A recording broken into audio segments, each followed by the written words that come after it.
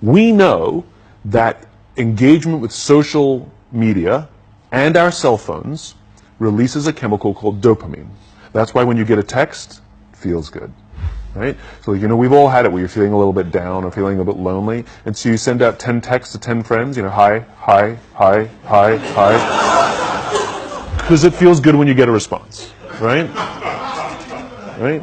It's why we count the likes. It's why we go back 10 times to see if my Instagram is growing slower, did I do something wrong? Do they not like me anymore, right? The trauma for young kids to be unfriended, right?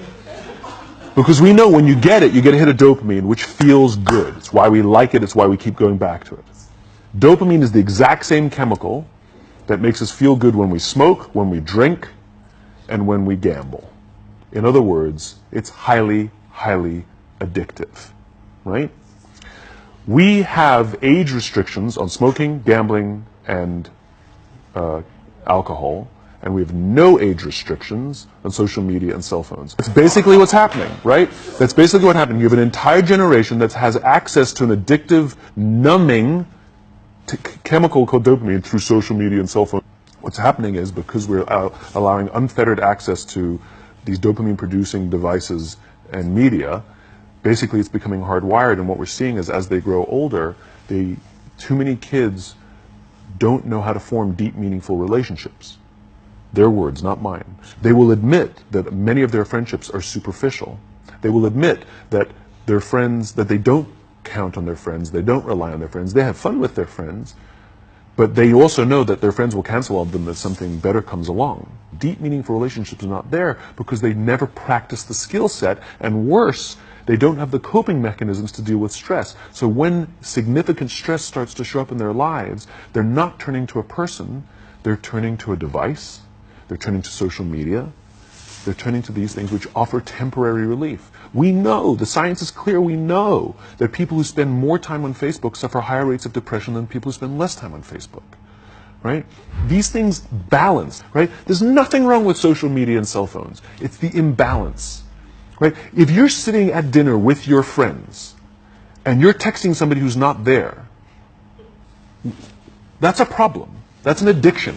If you're sitting in a meeting with people you're supposed to be listening to and speaking, and you put your phone on the table, face up or face down, I don't care, that sends a subconscious message to the room that you're just not that important to me right now, right? That's what happens. And the fact that you cannot put it away is because you are addicted. And like all addiction, in time, it'll destroy relationships, it'll cost time, and it'll cost money, and it'll make your life worse, right? And so it's like an alcoholic. The reason you take the alcohol out of the house is because we cannot trust our willpower. We're just not strong enough. But when you remove the temptation, it actually makes it a lot easier. But if you don't have the phone, you just kind of enjoy the world. There should be no cell phones in conference rooms. None. Zero. And I don't mean the kind of like sitting outside waiting to text. I mean like when you're sitting and waiting for a meeting to start, this is what we all do. We all sit here and wait for the meeting to start. Meeting starting? Okay. And we start the meeting. No, that's not how relationships are formed. Remember we talked about it's the little things? Relationships are formed this way. We're waiting for a meeting to start and we go, how's your dad? I heard he was in the hospital. Oh, he's really good. Thanks for asking. He's actually at home now. Oh, I'm really glad. It was really amazing. I know, it was really scary for a while. That's how you form relationships. And so what this young generation needs to learn is patience. That some things that really, really matter, like love, or job fulfillment, joy, love of life, self-confidence, a skill set, any of these things, all of these things take time. Sometimes you can expedite pieces of it, but the overall journey is arduous and long and difficult.